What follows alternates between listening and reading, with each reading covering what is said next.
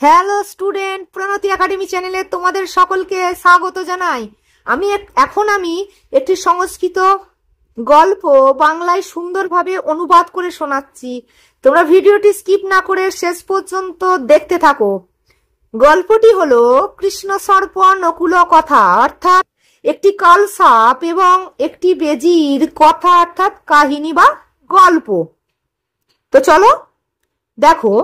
মাধব নাম ব্রাহ্মণ উজ্জয়িন নাম অবসর। মাধব নামে এক ব্রাহ্মণ উজ্জয়িনীতে বাস করতেন। তস্য পত্নী পুত্রম একং, পুত্রম যুক্ত একম মানে একটি পুত্র, তার পত্নী একটি পুত্র অজায়ত মানে একটি পুত্রের জন্ম দিয়েছিল। সা বালক পুত্রস্য রক্ষণায়, সেই বালকটি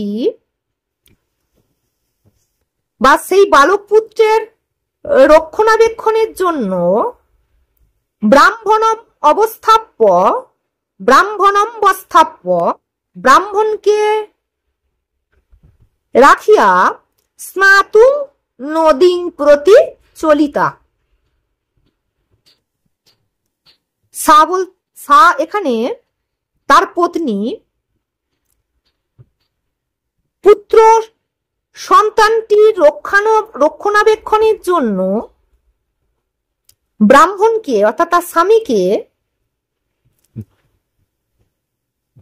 রেখে স্নাতু মানে স্নান করতে, নদীর প্রতি চলিতা নদীর দিকে চললেন, অর্থাৎ নদীতে স্নান করতে গেলেন। পরে দেখো, ইত্যবসরে ইতি যুক্ত অবসরে ব্রাহ্মণস্য, সেই সময়, ইত্যবসরে মানে সেই সময়ে, ব্রাহ্মণস্য রাজ্ঞ প্রার্বণ সার্ধদান গ্রহীতুম আহ্বানম আগতম। সেই সময়ে ব্রাহ্মণের পার্বণ সাধ্য দান গ্রহণের জন্য রাজার কাছ থেকে আহ্বানম আগতম মানে ডাক এলো। তার মানেটা কি দাঁড়ালো? সেই সময়ে ব্রাহ্মণের পার্বণ সাধ্য দান গ্রহণের জন্য রাজার কাছ থেকে ডাক এলো।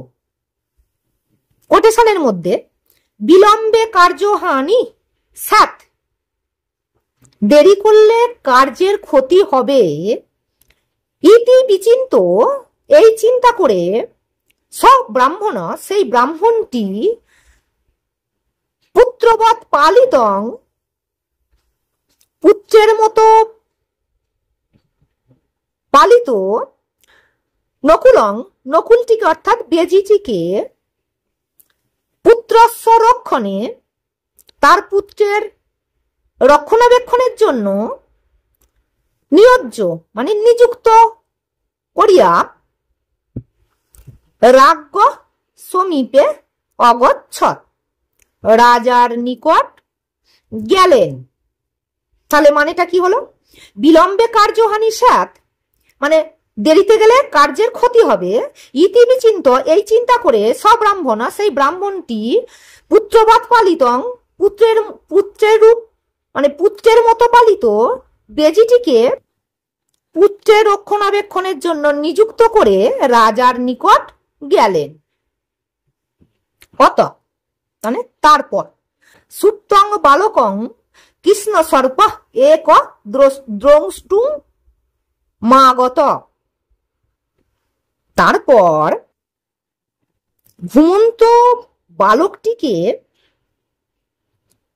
দংশন করবার জন্য এক কালসাপ, এক কৃষ্ণ সর্প মানে একটা কালসাপ আগত এলো। নকুলটিও বালক সমীপমাগতম বালকটির নিকট আসিয়া সর্পং সর্পম খণ্ডং খণ্ডং কৃত্যা, সাপটিকে খণ্ড খণ্ড করিয়া গৃহমাগতং ব্রাহ্মণং নিকষা, ঘরে আসা ব্রাহ্মণটির নিকট নিকট গিয়া তস্য পাদয়োর পতৎ, তাহার পায়ে পড়িল। তারপরে মানেটা কি হলো? নকুল বালকের নিকট গিয়া সাপটিকে খণ্ড খণ্ড করে গৃহে ফিরে আসা ব্রাহ্মণের নিকট গিয়া সেই ব্রাহ্মণটির পায়ে পড়িল। রক্ত বিলিপ্ত মুখপাদ নকুলং দৃষ্টা, রক্তমাখা মুখ এবং মানে পায়ে এবং মুখে রক্তমাখা বেজিটিকে দেখিয়া, নকুলং মানে বেজিটিকে, দৃষ্টা মানে দেখিয়া, ব্রাহ্মণ অচিন্তয়াত, ব্রাহ্মণটি চিন্তা করল, মম পুত্র নকুলেন অবশ্য প্রকৃত, আমার পুত্র নিশ্চয়ই নকুলের দ্বারা ভক্ষিত হয়েছে, অর্থাৎ নকুলটি অর্থাৎ বেজিটি নিশ্চয়ই আমার পুত্রকে খেয়ে ফেলেছে, ভক্ষিত ইতি, এইরূপ চিন্তা করল কে? ব্রাহ্মণটি। তারপর স মানে এখানে ব্রাহ্মণটি, ক্রোধাৎ মানে রাগে, যষ্টিপুহারেণ তং নকুলং নিহতবান, লাঠির আঘাতে সেই নকুলটিকে হত্যা করল। অথ সক্রুদ্ধ ব্রাহ্মণ, তারপর রাগান্বিত ব্রাহ্মণটি পুত্র সমীপমাগত, নিজের পুত্রের নিকট আসিয়া সুস্থং পুত্রং মানে সুস্থ পুত্রকে দেখে, মৃতং কৃষ্ণ সর্পঞ্চ এবং পাশে পড়ে থাকা মৃত কালসাপটিকে দেখে, দৃষ্টা মানে দেখিয়া, দৃষ্টা পরং বিষণ্ণ অববৎ, অর্থাৎ দুঃখিত হলো।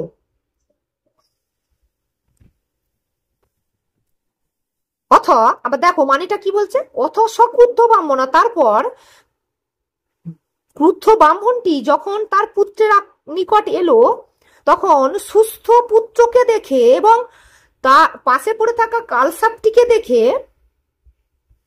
খুবই দুঃখিত হলো। কারণ সে ভেবেছিল যে বেজিটি বোধহয় তার পুত্রকে হত্যা করেছে, কিন্তু আসলে তা নয়, বেজিটি বরঞ্চ কালসাপটিকে হত্যা করে তার পুত্রটাকে বাঁচিয়ে দিয়েছে, আর যে বাঁচিয়ে দিয়েছে সেই তাকেই কিনা ব্রাহ্মণটি হত্যা করেছে। এইটা ভেবে ব্রাহ্মণ খুবই দুঃখ পেল। তাই নীতি কি বলাচ্ছে? সহসা বিদোদিত ন ক্রিয়াম, অর্থাৎ হঠাৎ করে কোনো কাজ করা উচিত নয়। ভিডিওটি যদি ভালো লেগে থাকে একটা লাইক করবে, বন্ধুদের মাঝে শেয়ার করবে, সাবস্ক্রাইব করে পাশে থাকা বেল আইকনটি প্রেস করে রাখবে। পরবর্তীকালে আমি নতুন আরো ভিডিও দেব। তো চলো, thank you so much for watching this video.